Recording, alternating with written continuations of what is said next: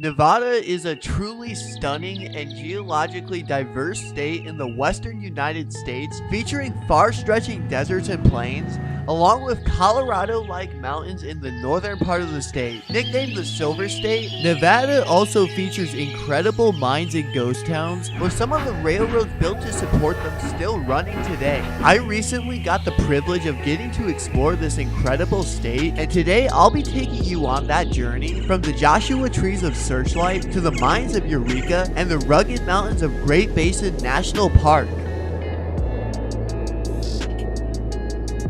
Our journey begins in the incredible Great Basin National Park, which with only around 200,000 visitors per year, is one of America's least visited national parks, thus making it a perfect hidden gem to explore. Situated along the border with Utah, it's located basically in the middle of nowhere, with the tiny farming community of Baker being the closest place to book a hotel or fill up on gas. The Great Basin features an incredible scenic drive up to Wheeler Peak, yielding some stunning overlooks showcasing not only the awe-inspiring mountain landscapes, but also giving views of the Nevada and Utah plains for as far as the eye can see. With numerous campgrounds, it's not hard to find a good place to stay the night at in the mountain breeze. There's also the incredible Snake Creek Road, a lesser traveled but equally as stunning path that takes you into the heart of the canyon, and if you're lucky enough to get high up enough, you'll be able to see the snow-capped mountains off in the distance.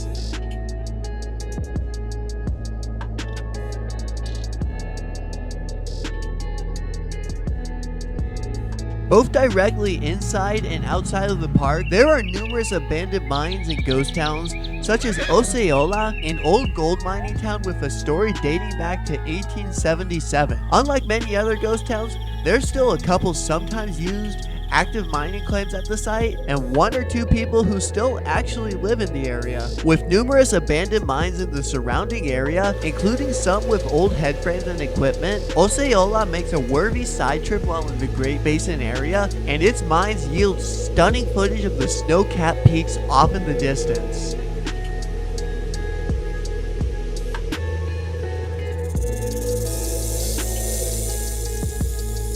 Heading further into northern Nevada, we find the beautiful mountain town of Ely, located in the sparsely populated and rural White Pine County. With a population of about 4,000 people, Ely is the largest town in the county, offering numerous outdoor activities with hundreds of gorgeous mountains to climb up, as well as numerous ghost towns, such as the Ward Charcoal Oven. Built in 1876, these ovens were used to store and turn wood into charcoal to support the numerous nearby mining operations. However, they were only in use for a mere 3 years before becoming obsolete after most of the trees in the area had been cut down. Despite this, they were still used by ranchers and other people as shelter for many years afterwards. Today, these ovens have been restored to their original condition and make for a fascinating visit. In addition to the ovens, the remains of Ward and the Paymaster mine can be found nearby, with some of the remains still in good condition despite years of being exposed to the harsh winter elements.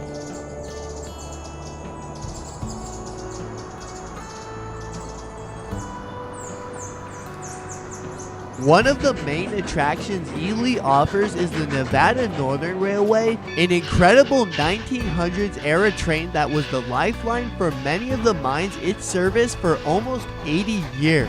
Today, the line and yard have been designated a National Historic Landmark, and you can still explore the vintage 1900s railroad yards, complete with an engine house and coal chute, and ride the train along an hour-and-a-half long journey through Robinson Canyon, with numerous well-preserved mines and ghost towns along the way. Not far away, the ghost town of Cherry Creek can be found along Highway I-93, sandwiched in the Nevada plains, with stunning mountainous terrain on both sides of the interstate. Founded in 1872, Cherry Creek experienced similar boom and bust cycles compared to the rest of the state's boom towns, reaching a peak population of nearly 8,000 people in 1882.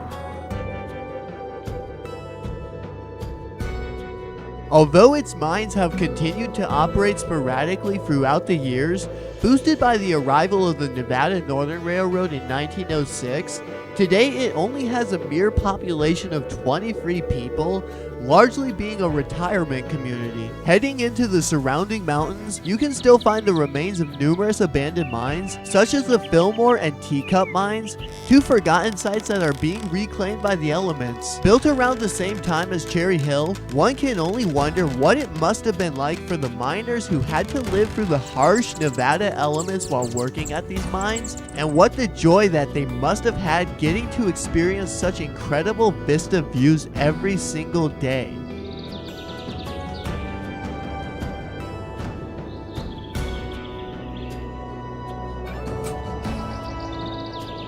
Our next stop in our journey across Nevada is the Victorian mining town of Eureka. Along the highway between Ely and Eureka is almost 80 miles of mountains and plains with no gas stations or signs of human civilization, except for the remains of the many ghost towns that once inhabited the area. Founded in 1864, the town quickly became an important silver mining community, resulting in Eureka's rapid growth, with numerous buildings and businesses being constructed during that time period. Unlike other boomtowns of that era, however, Eureka would survive the mining crashes, and today it still retains a population of close to 400 people. What makes the town so fascinating is that aside from the cars that drive through it, Eureka is basically a vintage 1800s mining town still frozen in time, with the Jackson House Hotel and the Eureka Opera House being some of the finest Victorian-era buildings in the entire American West. Right outside of Eureka is the ghost town of Ruby Hill, which along with the nearby Richmond mine, combines to create one of the largest and most epic abandoned mining sites in all of Nevada. The town was one of the largest silver producers in Nevada, with a peak population of 2,500 people. However, like most other boomtowns of its era, Ruby Hill's popularity wouldn't last, with the town's railroad getting washed out in 1910. Incredibly, much of the town and the nearby mines have been preserved, with dozens of mine shafts and supporting buildings surrounding it, along with incredible views of the Nevada farmlands and mountains off in the distance. Although the Richmond mine has been gated off and is on private property, the site can still be viewed from the road and makes for an incredible flyover with your drone. Heading into the mountains and canyons of Eureka, we find stunning arid landscapes mixed in with numerous large abandoned mines, such as the Diamond Mine, which has numerous buildings and is actually supposedly still in operation to this day, with a massive mine adit and supporting structures, along with a few antiquated wooden buildings unused in almost a century, although they've definitely taken a hit from both the weather and vandalism.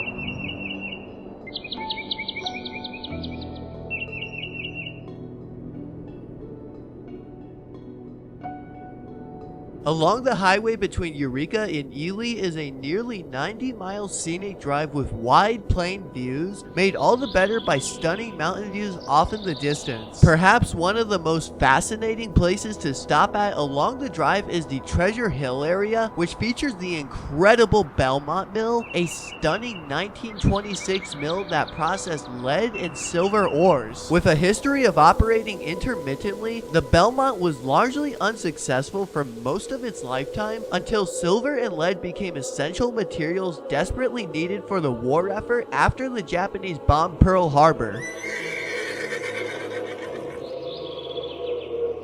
The mill ceased production for the final time in 1967 and would remain idle until it was acquired by the Forest Service in 2007, and in 2012, the mill was stabilized and braced, allowing it to remain standing despite the harsh winter elements. The mill is connected to the Belmont mine by a series of aerial tram towers, with a few still standing while others have succumbed to time. These tram towers lead to a stunning tram station, which amazingly is still well preserved and features two supporting structures. Right above the station are the snow-covered tailing pile and mine entrance, with an aging ore bin and trestle, making the combined Belmont mine and mill sites one of the coolest historic sites in the entire state.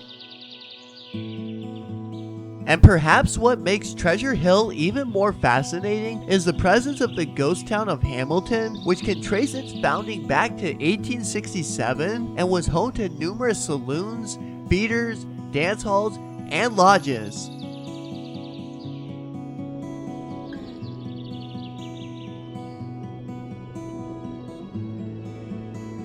Although a series of fires in the 1870s and 80s led to most of the population leaving, Hamilton would see a mining revival in the 1980s, and today there are dozens of incredible ruins reminding visitors of the once great civilization that used to reside there. Our next stop is the town of Pioche, located in Lincoln County near the border with Utah. At one point, the town was known as the roughest Wild West place, with dozens of homicides and murders making it a gunfighting legend. Pioche was also one of the biggest mining towns in the West, with millions of dollars worth of ores being produced in a very short span of time, and today you can still see the reminders of how rich this town once was, with one of the highest densities of abandoned mines in the American West. With the mines came 3 different railroads, with the last of the trains pulling out in 1984, while the last mining operation had ceased nearly 30 years prior.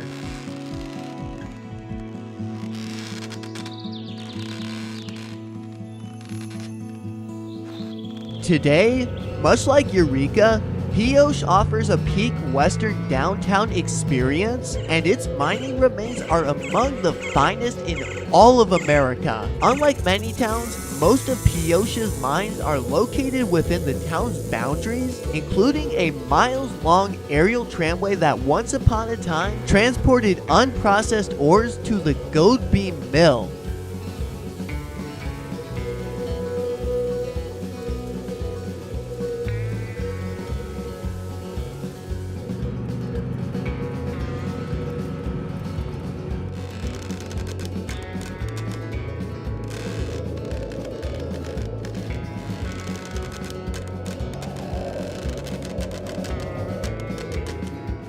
Outside of the town, a few other mines can be found, such as the ghost town of Highland, a small mining camp that was once home to the Black Prince Mine.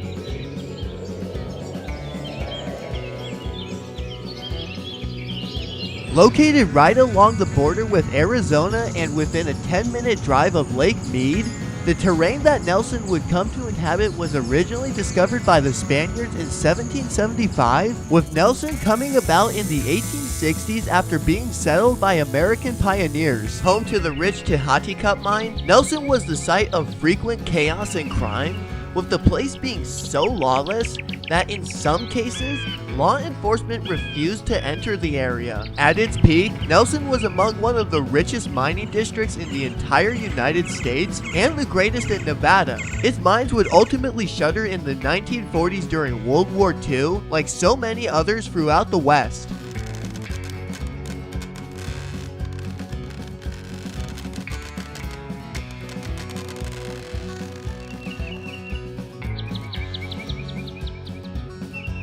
In the 1990s, it was acquired by Tony and Bebby Worley, who set about restoring buildings and turning the town into a living ghost town museum.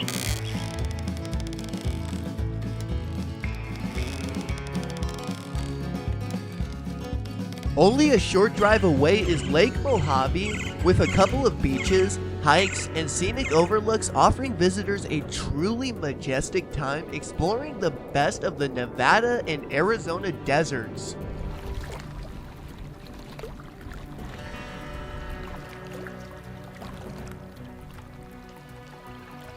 Like Nelson, Searchlight is also a former mining community, but unlike Nelson, it still exists as a modern town with a school and casinos. With numerous mines both in the town and outside of it, off-roaders and other adventurers will have plenty to do during their stay in Searchlight.